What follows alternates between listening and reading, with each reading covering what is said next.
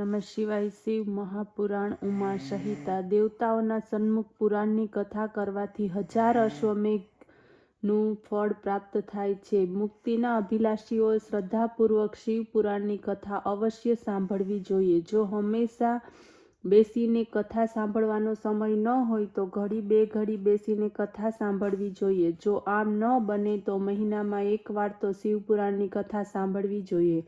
આથી કર્મબંધનથી મુક્તિ થાય છે. જ્યાં સુધી જ્ઞાન પ્રાપ્તિ ન થાય ત્યાં સુધી નિરંતર યોગશાસ્ત્રનું અધ્યયન, પુરાણ શ્રવણ વગેરે કરતા રહેવું. એથી ધર્મની વૃદ્ધિ થાય છે. આ રીતે પુરાણો ઉપપુરાણો મળીને 36 પુરાણોમાંથી કોઈ પુરાણનું પણ જો શ્રદ્ધાપૂર્વક શ્રવણ કરવામાં આવે તો નિશ્ચિત રૂપે તે પુરુષની મુક્તિ થાય છે. અધ્યાય 14 સામાન્ય દાનના પ્રકાર. મોટા મોટા દાન સુપાત્રોને આપવાથી પરમ કલ્યાણની પ્રાપ્તિ થાય છે. સુવર્ણ, પૃથ્વી, ગાય આદિના દાન આપવાથી બંનેનું કલ્યાણ થાય છે. ગાય, પૃથ્વી, વિદ્યા અને તુલાદાન આ ચારેય દાન સર્વોત્તમ છે. આવેલા યાચકોને દૂધ આપનારી ગાય, ઘર, સુંદર વસ્ત્ર, છત્રી, ઉપાન, અન્ન, ભોજન વગેરેને માટે શ્રદ્ધાપૂર્વક અવશ્ય સંકલ્પ કરીને આપવું. બ્રાહ્મણ તથા દુઃખી દીન પુરુષોને આપવાથી ઉદારાત્મા કલ્યાણની પ્રાપ્તિ કરે છે. સુવર્ણ, તલ, હાથી, કન્યા, દાસી, ઘર, રથ, મણિ, કપિલા ગાય અને અન્ન આ 10 પ્રકારના મહાદાન છે. એને પ્રાપ્ત કરીને વિદ્વાન બ્રાહ્મણ દાન આપનારની સાથે પોતાના ભવસાગરને પાર કરી દે છે.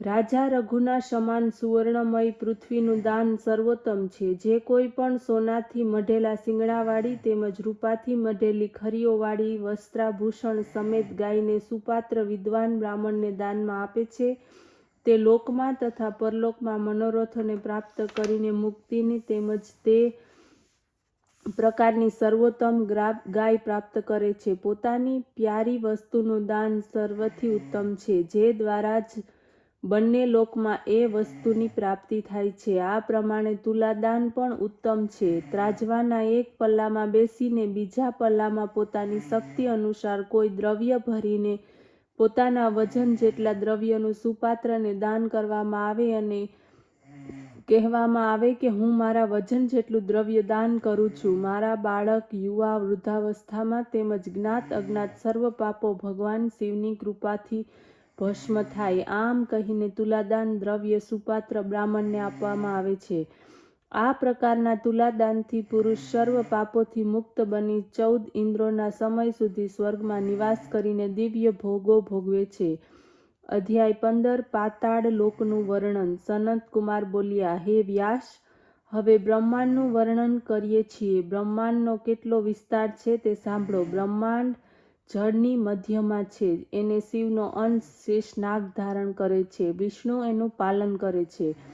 સિદ્ધો, દેવતા, ઋષિગણ આ શેષ નાગનું નિરંતર પૂજન કરે છે. આ શેષ નાગ અનંત નામથી પ્રસિદ્ધ છે. અનંત ગુણ, કીર્તિ સંપન્ન, સુવર્ણ સમાન તે પરમ તેજસ્વી છે. નાગ કન્યાઓ જેની પૂજા કરે છે. આ સંકર્ષણ રૂપ રુદ્ર છે.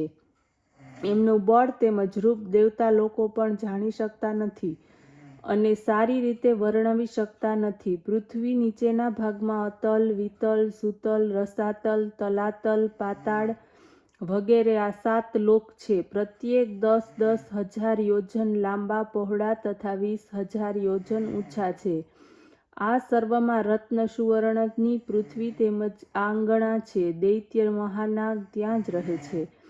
સૂર્ય ચંદ્રનું પ્રકાશધામ છે. ત્યાં ઠંડી નથી. અમૂલ્ય મણિઓનો પ્રકાશ છે અને પ્રકારના સુખ વિદ્યમાન છે. કમળવાળા નિર્મળ જળમાં તળાવ છે જેમાં હંમેશા ભમરા ગુંજરાવ કરે છે. નદીઓ વગેરે જળાશય પણ છે અને એ સિવાય પણ સુંદર આભૂષણ સુગંધિત જળ, વેણુ, વીણા, મૃદંગ, અપ્સરા ગાયન, નૃત્ય, દેવદાનવ કન્યાઓ, અદ્ભુત વૈભવ વિલાસ વગેરે સર્વ વિદ્યમાન છે. પાતાળ લોકને તો સિદ્ધ, દાનવ, મનુષ્ય, નાગ વગેરે પરમ તપ કરવા ભોગવે છે. અધ્યાય 16 નરકોથી મુક્તિનો ઉપાય. આ લોકોથી ઊંચા ભાગમાં રૌરવ, શુકર, મહાજ્વાલાવાળા તપ્તકુંડ, લવણ, વિલોહિત, વૈતરણી નદી, કુમી ભોજન, કઠિન અસિપત્રવન, લાલાભક્ષ, દારૂણ, સદર્શ, કાલસૂત્ર, મહારૌરવ, ચાલમલી વગેરે ઘણા જ દુઃખદાયક નરકો છે.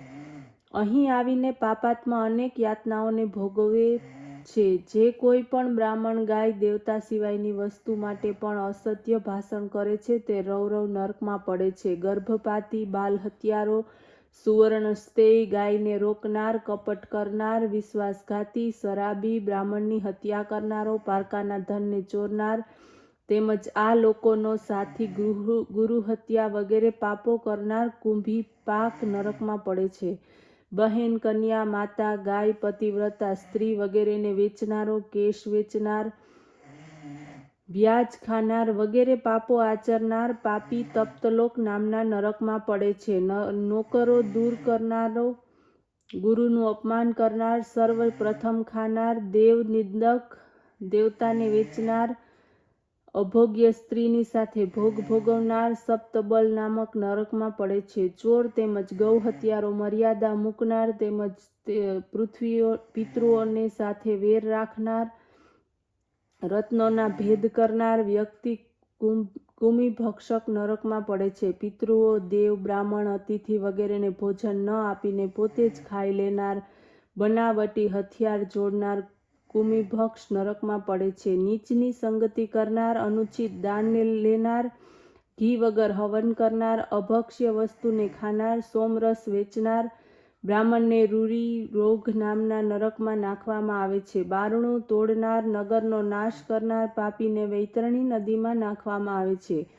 યુવા અવસ્થામાં મદની ગર્વિત બનેલો, મર્યાદા કુલ રીતનો નાશ કરનાર, સ્ત્રીની કમાઈ ખાનાર પાપીજન નરકમાં પડે છે. હેતુ વગર જ વૃક્ષને કાપી નાખનાર અસિપત્રવન નામના નરકમાં પડે છે. રીંછ, વરુ, મૃગોનો શિકાર કરનાર, શિકારી તથા પોતાનો ધર્મ આચાર ત્યાગી દેનાર બ્રાહ્મણ, ક્ષત્રિય, વૈશ્ય વગેરે વહીન જ્વાળાવાળા નરકમાં પડે છે. આગ લગાડનાર સ્વપાક નરકમાં પડે છે. વ્રતનો નાશ કરનાર, આશ્ચર્યની ભીન થયેલ રહેનારા પાપી સદંશ નામના નરકમાં પડે છે. સ્વપ્નમાં વીર્યપાત કરનાર બ્રહ્મચારી, પોતાના સંતાનને વિદ્યા ન આપનાર મનુષ્ય સ્વભોજન નામક નરકમાં પડે છે. આ પ્રમાણે અસંખ્ય નરક છે જેમાં પાપીઓ યાતનાઓ ભોગવીને પડે છે. જે પુરુષ મન, વાણી, શરીર દ્વારા જેવા પ્રકારના પાપ કરે છે એવા પ્રકારના નરક તેને ભોગવવા પડે છે. સ્વયંભૂવ મનુ કહે છે કે મોટા મોટા પાપો મોટા મોટા પ્રાયશ્ચિતો દ્વારા, નાના નાના પાપો માત્ર પ્રાયશ્ચિત દ્વારા દૂર કરી શકાય છે. આ બધા પ્રાયશ્ચિતોથી ઉત્તમ પ્રાયશ્ચિત તો ભગવાન શંકરનું નામ સ્મરણ, ધ્યાન સર્વથી ઉત્તમ પ્રાયશ્ચિત છે. પાપ અને પુણ્ય નરક સ્વર્ગના કારણરૂપ છે. પાપ દુઃખ આપે છે, પુણ્ય સુખ આપે છે, પરંતુ પાપ પણ દુઃખ બતાવીને દુઃખમાં નાખે છે. આ કારણથી સાચો દુઃખદાતા સંસારમાં કોઈ પણ નથી. સુખ દુઃખ સર્વ મન